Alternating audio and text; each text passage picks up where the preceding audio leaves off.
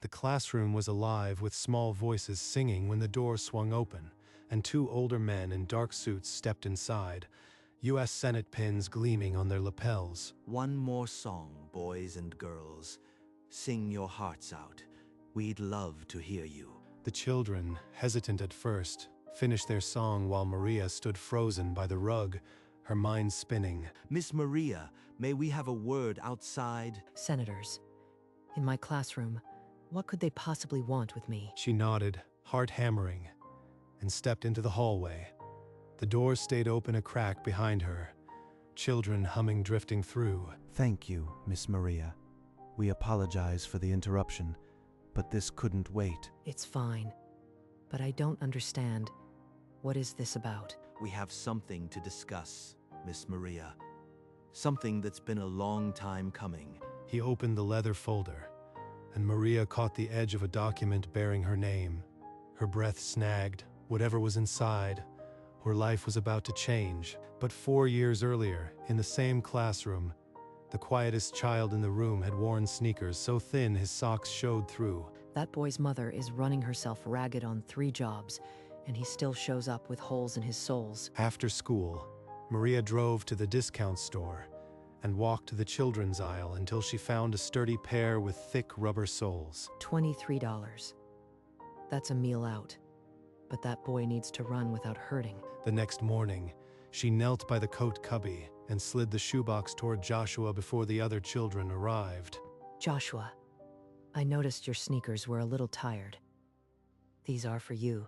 Put them on before circle time. He glanced down at his own shoes taped at the seams, then back at the box as if it were a treasure. For me? His dark eyes filled with something too big for a 4-year-old to name, and he hugged the box to his chest. That afternoon, when he walked to his mother's bus stop, the new sneakers squeaked on the pavement, and Maria knew she'd do it again. 4 Septembers, 4 shoeboxes, same cubby. Maria never said a word. But the first Friday of that first year, something else began. He drew us a heart, 2 stick figures, Miss Maria and Joshua. She looked up. He was watching from the corner, then hid his face in a book. If I draw it, she'll know. I can't say it, but the crayon can. Every Friday, another card. By year 3, her desk drawer bulged with them. The 4th September, she placed the shoebox in his cubby. His old sneakers still fit, but the soles were thinning.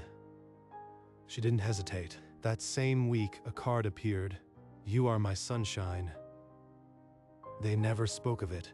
A silent pact, sealed in rubber and crayon wax, hidden in a preschool classroom in Newark. And nobody, not the principal, not the other teachers, not his mother, knew. Across town, in a 1-bedroom apartment, the boy's mother, Imani Carter, was fighting a war against exhaustion. Every week, she worked 2 cleaning shifts and a 3rd overnight at a bakery, racing between them on buses, her body fueled by coffee and adrenaline. I can't keep this up forever.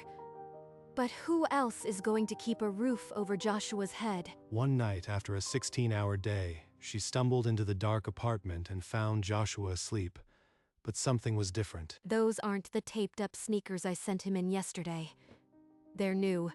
Bright white, soft leather. Joshua, baby, wake up. Where did these shoes come from? Miss Maria, she gives me new ones every September, for 4 years. 4 years. She's been buying my son's shoes out of her own pocket, and I never knew. While I was scrubbing floors, she was clothing his feet. She pulled the blanket up to his chin and pressed her lips to his forehead. A debt she couldn't repay, not yet. That night, she opened her laptop and started typing. No more just surviving. She would find a way to make that teacher's kindness count. By spring, Imani had landed a job as a constituent caseworker in Senator Covington's Newark office. She'd finally dropped the 3rd shift. This is the first real break I've gotten. Now I need to make it matter. For Joshua, and for her. Senator Covington rarely worked out of the Newark office, but when he did, he made a point to ride the elevator with whoever was in it. Afternoon, Miss Carter. How are you finding the work so far? Grateful, sir. I know what it's like to need help. I used to work 3 jobs just to keep my son in daycare. Daycare is brutal, but Head Start helps. Yes, sir. Especially his teacher. She's been buying him new sneakers every September out of her own pocket for 4 years. I just found out. 4 years? What's this teacher's name? Miss Maria. She'd never ask for anything, but I wish I could repay her. The doors slid open, and Senator Covington walked to his office, the name Miss Maria turning in his mind like a key searching for a lock. That afternoon, Senator Covington picked up his phone and dialed the California office of his colleague, Senator Thomas Reed. Tom, I heard something today that might just crack open the Head Start bill. A teacher in Newark buying shoes for her poorest student out of her own pocket for 4 years. 4 years? That's not charity. That's a systemic failure. If we could tell that story on the floor. Exactly. What if we add a material needs provision? Direct funds for things like shoes, coats, school supplies. Let the teachers decide. Reed leaned back in his chair, staring out at the California skyline. He'd seen dozens of bills die for lack of a human face. This could be different. We need to see it for ourselves. Fly to Newark, walk into that classroom unannounced. If the story holds up, we ask her to testify. Covington scribbled on a notepad. Shoes equals classroom dignity. Provision name, materials and dignity fund. He circled it twice. Done. I'll have my staff arrange the visit. No press, no advance warning, just us, a folder and a few questions. Neither man mentioned the name again, but it hung between them. Miss Maria, a teacher who had no idea her private kindness was about to be written into federal law. The bill draft, still open on Covington's desk, now carried a placeholder clause. Section 8, Classroom Material Needs Fund, and a single note in the margin. Miss Maria. 2 days later, Maria stood in the supply closet scanning shelves that held nothing but dried-up glue sticks and broken crayons. New district cuts. I just spent $40 on markers. How long can I keep this up? That afternoon, the principal called an emergency meeting.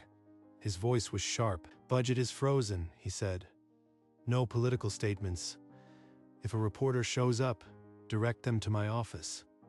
No one says a word." Political statements. I just buy a kid's shoes. But if that gets twisted... After the meeting, a colleague leaned in. "They say senators might visit a classroom this month. Nobody knows which one." Senators? Here? What if they see how I've been hiding the shoes? Is that political? She walked back to her classroom and stared at the drawer full of Joshua's cards. The pact she'd kept for 4 years suddenly felt dangerous. If they spin it wrong, I could lose my job. But stopping isn't an option. That boy needs shoes. The rumors swirled all week, but no senators came. Maria exhaled, then braced herself. Something was circling and she didn't know what. The phone rang, just as Maria set down her dinner. Imani's number lit the screen. Imani? Is Joshua okay? He's fine, Miss Maria. I needed to thank you for 4 years of shoes. Maria gripped the phone tighter. She'd never spoken to Imani about the shoes. Joshua must have finally said something. I told someone at work how kind you've been. Somebody important. I think it might lead to something good for you. Who did you tell? I can't say yet. But trust me, just keep doing what you are doing. You might get a big surprise soon. Imani was gone before Maria could press further.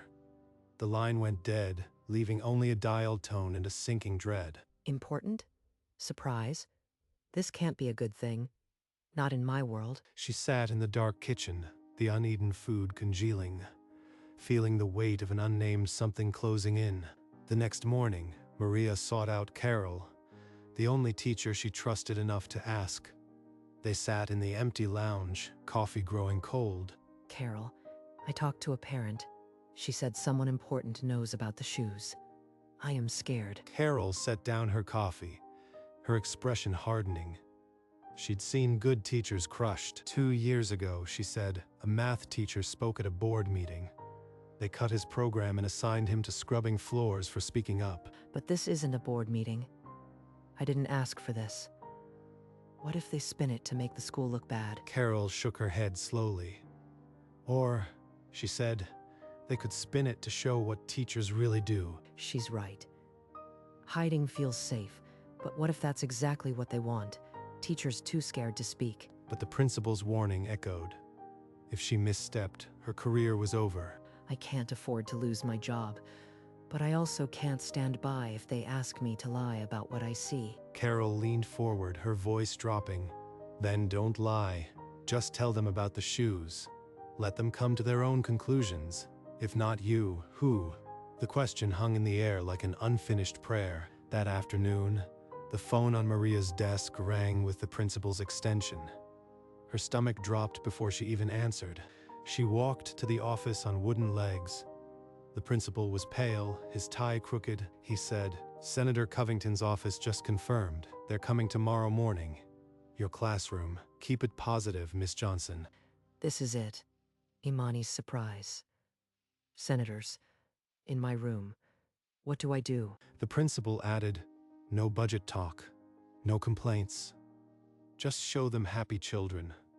This visit reflects on the entire school." So I am supposed to smile and pretend we have everything, while a child's shoes tell the truth without saying a word. She nodded, heart pounding, and walked back to her classroom. The countdown had begun. That night, she lay in bed staring at the ceiling, running through every scenario. By morning, she still had no answers. But one thing is clear, I won't hide the shoes. They're the only honest thing in the room. As the first gray light pushed through her window, she dressed in her mustard cardigan and drove to school to face whatever came. The door clicked shut, sealing them into the narrow hallway. Senator Covington opened the leather folder again, and this time Maria saw the document clearly. Miss Maria, we've heard about the shoes. A little bird told us you've been buying them for a student out of your own pocket for 4 years. Imani, the elevator. It all connects. They know everything. That story is exactly what's missing from Washington. We're drafting a bill to fund material needs in Head Start classrooms. We want to add a provision based on what you do. Senator Covington pulled a draft page from the folder. It read, Section 8, Classroom Material Needs Fund. Below it, in pencil, Miss Maria. We're asking you to testify before the Senate Help Committee in 6 weeks. Tell them what you told your student through those shoes. Testify? In front of the whole country? I am a preschool teacher, not a politician. This could end my career. Senator Reed handed her a thick packet. Briefing materials, flight information, a contact card. "We need your voice," he said quietly. Take tonight. Call us by tomorrow. But know this, if we don't get funding, those shoes you buy will stay on your credit card forever. The packet trembled in her hands. The senator stepped back, leaving her with the weight of a decision that could echo far beyond Newark. This classroom was empty now. The circle-time rug undisturbed. Maria sank onto one of the tiny chairs, the packet heavy on her lap. From her desk drawer, she pulled a Joshua card, the one from last week. A stick figure with big shoes, holding a red heart. You drew me in these shoes, baby. Now the whole Senate knows. She thumbed her phone and called Imani. Miss Maria? You told your boss, the senator. You started this whole thing. I just wanted to repay you. I didn't know they'd ask you to testify. I'm sorry. She opened a door I can't close. But maybe she's the reason this can actually change. She ended the call without another word. The silence rushed back in. The packet and the card lay side by side on her lap. The future and the past, and she still had no answer. She could not sit still. She pushed open the drawer and let the cards spill across her desk. There were over 50. Each Friday, a new one. She read them aloud. "You are my sunshine. Thank you for my shoes. Miss Maria is the best." Every card. He drew me in the shoes. 4 years of gratitude, all in crayon. The weight of the decision lifted. Not because she wasn't afraid, but because she finally knew the answer. She drove home, the packet beside her, and without taking off her coat, she dialed the number on the senator's card. The voicemail beeped. She said, "Senator Covington, this is Maria Johnson. I'll testify. Whatever you need." The next morning, a staffer called back. The briefing began. She was no longer just a preschool teacher. She was the face of a bill. Dates, flights, prep sessions. They wanted her in Washington in 5 weeks. What have I done? But underneath the panic, a quiet certainty hummed. She hung up and looked at the card still propped on her table. The stick figure with the big shoes. It was enough. The weeks blurred. A young staffer schooled her in committee protocol, but the language felt foreign. They want statistics. I've got a drawer full of crayon hearts. Is that enough? She drafted 3 speeches and threw them all away. Each one sounded like someone else. I am not a politician. I can't talk about fiscal impact. I can only tell them what a pair of shoes meant to one child. Forget the jargon, Maria. Tell them about the sneakers. Tell them about the cards. That's the story we need. So she stopped writing. She pulled the shoebox from this September, clean but scuffed at the edges, and placed it in her suitcase. She chose one card, the stick figure with the big red heart. It went into a plastic sleeve. The morning of the flight, she stood at the airport gate, clutching her bag like a lifebuoy. A classroom of 4-year-olds I can handle, but a room full of senators. That's a different kind of circle time. She boarded the plane to Washington, the sneakers and the card in the overhead bin, her whole career, and maybe the future of Head Start, packed in that one carry-on. That evening, a staffer led her to a small conference room where both senators were already waiting. We won't sugarcoat it, Maria. Some committee members will ask what gives you the right to speak for national policy. They'll question the cost, the scope. They'll say it's not the federal government's job to buy shoes. All I've got is 4 years of receipts and a box of crayon hearts. She opened the plastic sleeve and slid out the drawing, letting it rest on the table between them. A child drew this? Every Friday for 4 years. He draws me in the shoes I buy him because he can't say it out loud. Senator Reed took off his glasses and wiped his eyes with the back of his hand. You don't need statistics. Just show them that. Show them the shoes. Back in her hotel room, she set the card on the nightstand and stared at the ceiling. Sleep wouldn't come, but neither would surrender. The next morning, Maria walked into the help committee room. A cavern of dark wood and raised benches. Senators already sorting papers. Aides leaning in to whisper. She scanned the gallery and found them. Imani, dressed in her office best, and Joshua, holding a pair of sneakers on his lap like evidence, his small legs dangling above the floor. My babies. One in the audience, one on the bench. Can't fall apart now. She took her seat at the witness table, the microphone cold against her lips. The gavel cracked, and the room snapped to attention. An opposition senator leaned forward, his voice carrying a pointed question. "Miss Johnson, you are a preschool teacher, not a budget analyst. What qualifies you to speak on a $340 million proposal?" The chair recognizes Miss Johnson for her opening statement. Just tell them about the shoes. That's all. She lifted her eyes to Joshua, who gave a tiny wave with the sneaker. She took a breath that filled the microphone. Then she began to speak, not from notes, but from memory. The room hushed. She started with the holes in his socks. She spoke about the first pair, $23 at a discount store. Not charity, just the cost of letting a child run. I didn't think about policy.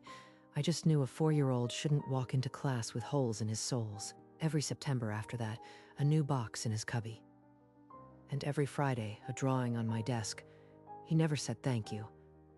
He couldn't, but the crayon did. She held up the card, a stick figure with oversized sneakers, a red heart between them. He drew me in the shoes I bought him, because that's how he knew someone saw him.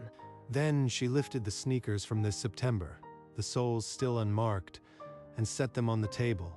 When you fund Head Start, you are not just funding a program. You are buying a child's shoes. Senator Reed removed his glasses. Senator Covington didn't move. The room had gone still as a held breath. The gallery erupted. The chairman gavelled for order. "Thank you, Miss Johnson," he said, and the words carried. Span caught it all. A preschool teacher from Newark, a small boy in the back row holding a sneaker like a trophy. Within hours, the C-SPAN clip hit social media. A teacher holding up sneakers, a boy waving in the gallery. Millions watched. By morning, news outlets had a name for it. The Shoes Act. The hashtag trended. Talk shows replayed her testimony on a loop. Senate phone lines jammed. Emails flooded inboxes. Lawmakers who'd never seen a Head Start classroom were suddenly forced to listen. The Help Committee scheduled a markup. Maria's provision stayed. The vote came on a rainy Tuesday morning. One by one, names called. Senators who'd questioned her now voted aye. The clerk's tally climbed. When it ended, the screen read 18-4.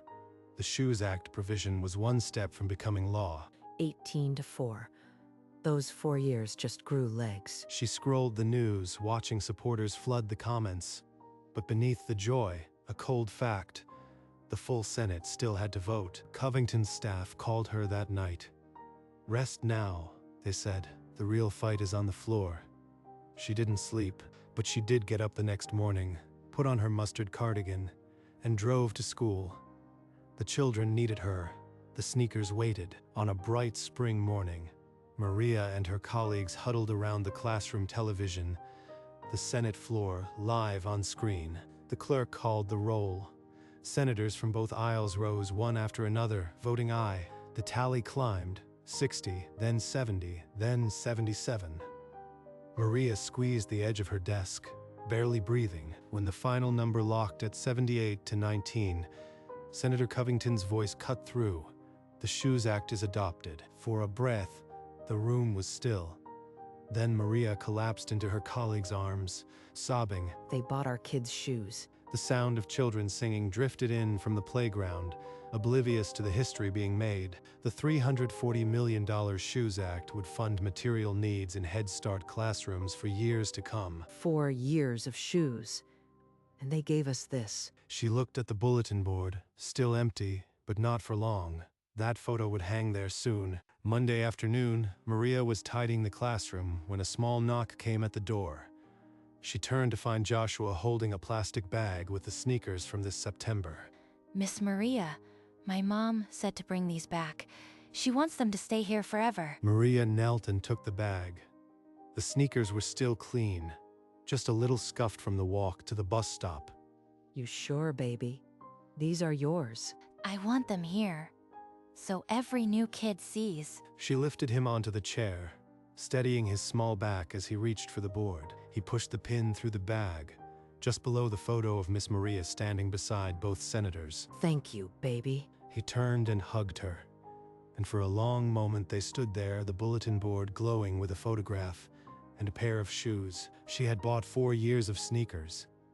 Now the sneakers would outlast all of them. The next morning, a fresh batch of 4-year-olds gathered on the Circle Time rug, their shoes still bright and unscuffed. Maria sat in her small chair, a storybook open on her lap, the morning light catching the bulletin board behind her. As she read about a little engine that could, one boy pointed to the bagged sneakers on the wall. A small voice asked why the shoes were hanging there. That's a story for another day. The boy turned back to the story, but his eyes kept drifting to the shoes. Maria's own gaze followed, resting on the photo of her with the senators. Then back to the sneakers. She smiled, turned the page, and read on about the little engine. The classroom hummed with the quiet music of a teacher doing what she'd always done. And on the bulletin board, the sneakers hung, waiting for the next child who would need them. On the bulletin board, the plastic bag held the sneakers like a fossil in amber, scuffed but unbroken. Beside them, a child's drawing of a red heart, pinned with a slightly bent pushpin. The photo above them showed a woman in a mustard cardigan flanked by 2 senators, but the eyes kept drifting down to the shoes. The classroom was still, the chairs empty. The only sound was the hum of the old heating unit and the distant echo of a child's laugh from the playground. 4 Septembers had started with a shoebox. Now a nation had written it into law, but here, it was still just a pair of shoes, waiting. Maria had left for the day, Joshua was at his new school. Imani was at her desk, and the sneakers stayed, because some things are too heavy to move, and some are too light to let go. The sun shifted. The board caught the last of the golden light. The plastic crinkled softly in the draft from the door, and in the quiet of a preschool classroom in Newark, a pair of worn sneakers held the whole story still.